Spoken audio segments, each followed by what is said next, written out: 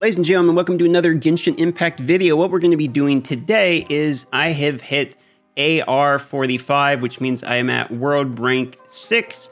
And for that reason, the weekly boss is going to be fairly tough, as well as drop some pretty good loot. So we're going to go ahead and kill him and see what we can get.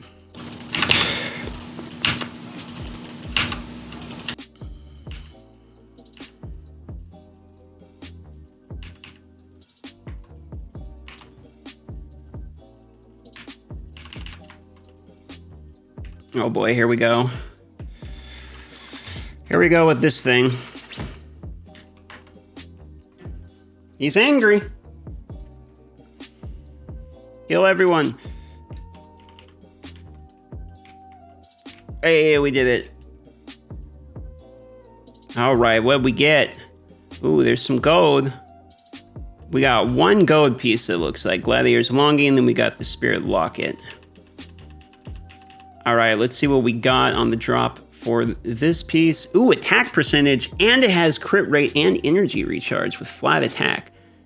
That's not bad at all. That's probably going to be a usable piece right there. The double attack plus the crit rate. A little bit of energy too. Kind of wish that HP was crit damage. It would be hilariously good. But that piece is not bad at all.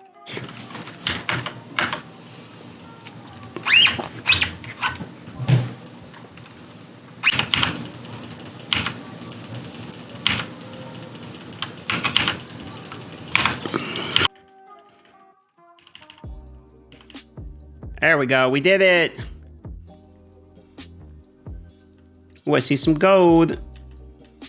Oh, we got two Devolvents drop. Plume and the Sigh. Oh, we got three pieces. Bard's Arrow as well. Unfortunate, because that's not normally the piece we want. But let's see what the roll is. That is disgustingly bad. There we go. Charged attack final hits 16% more. So we need to talk about artifacts and explain what makes an artifact good, what makes an artifact bad, what you want to crunch, what you don't want to crunch. So the first thing I would say from the beginning is that if you think artifacts are easy to level when you start the game because the blue ones go to 12, they get harder. So it goes 12 and then 16 for the 4-star up to level 20 for the 5-star. The difference also is that a 3-star is quicker to level as well as needing less levels, meaning 1 to 12 on the blue item takes less experience than 1 to 12 on the gold item, okay? Keep that in mind. However, you can take items that have experience and put them into it, and you will get a pretty good return on the value for the experience you put into the item.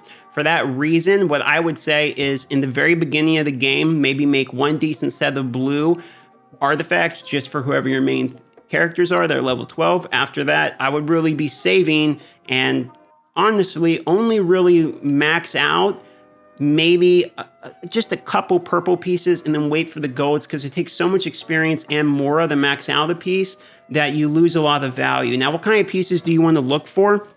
Something to keep in mind is that the elemental bonuses and physical damage bonuses are worth more than attack percentage. So on the goblet, if you have a character that is fairly elemental, meaning, Mona, for instance, it is better to have the hydro bonus than it is the attack percentage bonus, because the hydro damage and all the other elements are actually scaled better than attack percentage is. So if you don't know how attack percentage works, is it rose off of both the weapon base stat plus the character's base stat. Those together are your base attack, and then gear, your artifacts, everything that's attack percentage rose off of those stats. Whereas the hydro damage bonus increases your base hydro damage stat, which is a multiplicative value from how I understand it over the additive value on the attack percentages, okay? Kyra Mobile on his channel has a breakdown more of the math, so I would point you in his direction if you want to see like a mathematical breakdown on them. But for me, I'm going to keep it simple and say that hydro, elemental, physical percentage is typically a better value than flat attack percentage, unless you have moves that scale off of that attack percentage that you're really trying to focus on the most. For that reason, the goblet is mostly elemental percentage. For instance, I have a Nemo elemental percentage on my Jean as well, even though 90% of the time she's only doing standard basic attack damage. This could be replaced with a physical percentage if I could get one.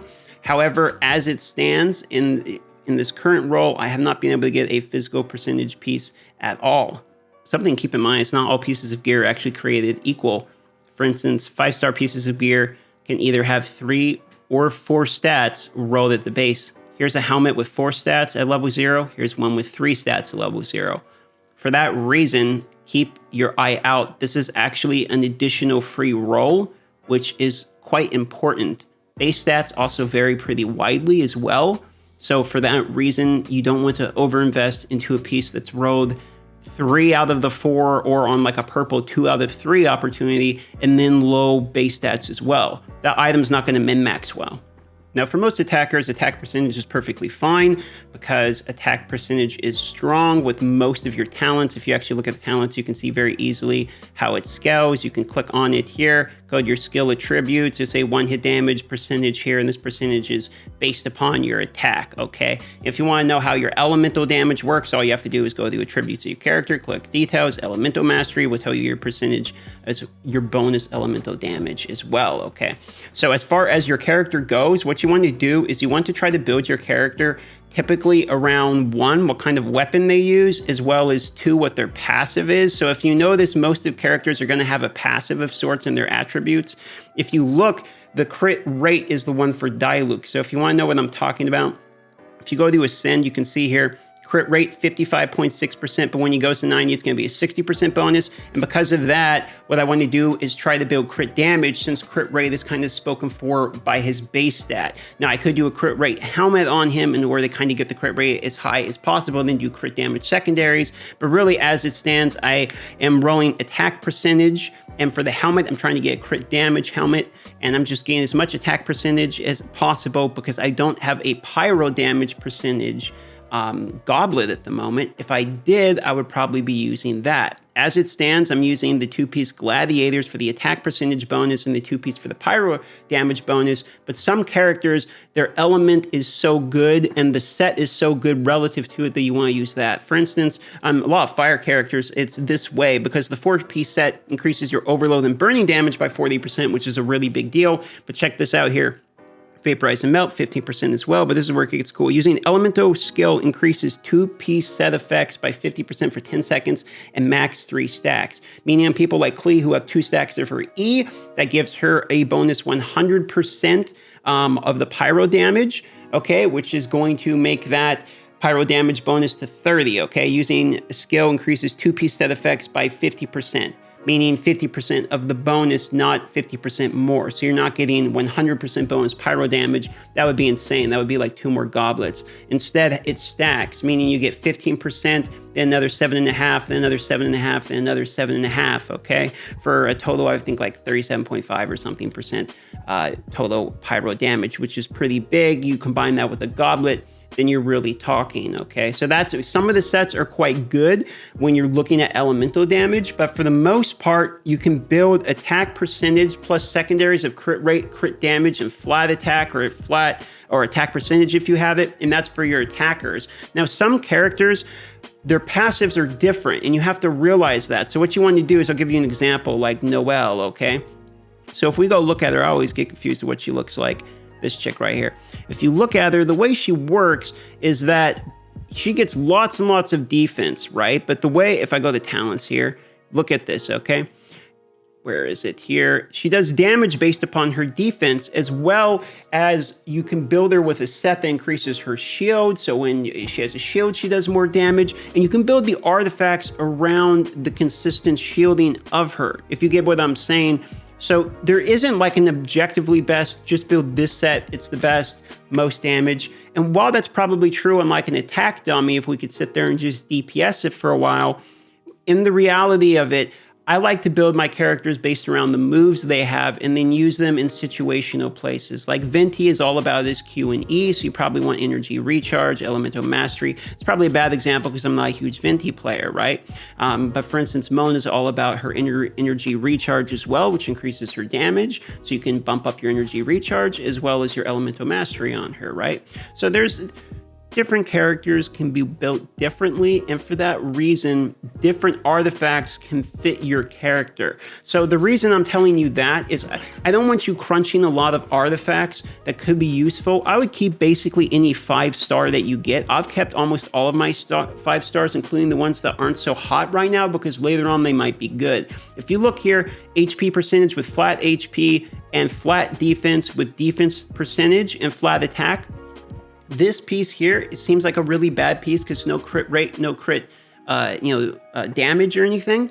But this is technically like the best piece I could get on Barbara or even Noelle, because I would be able to get HP and then also defense percentage and defense as well. There's a lot of different ways that you could use a piece like this, even if it's not so great on the standard characters, okay? That being said, your purpos are pretty safe to crunch once you get to the point where you can farm 5 stars. I start to not put my experience into these purpos at all, and I've only kept kind of the ones that I've brought with me, and I'm starting to get to the point where I'm only using 5 stars. For that reason, you don't want to level 3 stars more than just like one set of it, and you probably don't want to get multiple big 4-star sets, because eventually you're going to move out of them as your AR rank goes up, and even free-to-play people are going to eventually just be farming 5-star artifacts. Plus, if you're free-to-play, you're going to be spending lots of more to level these artifacts. So unfortunately, it's not good value to level the artifact and then crunch it into another artifact to level it again, because you have to spend the mora twice. Whereas if you just wait, you only have to level an item once, and it's half the price. And again, some pieces may seem bad, but they could be really good later. Like this is a healing set. You probably want like the healing bonus one, but Chi-Chi actually heals based upon her attack percentage. So I would actually prefer attack percentage on her so I can get defense. So this is actually a really good piece, even though it's a healing one and it doesn't have a healing bonus.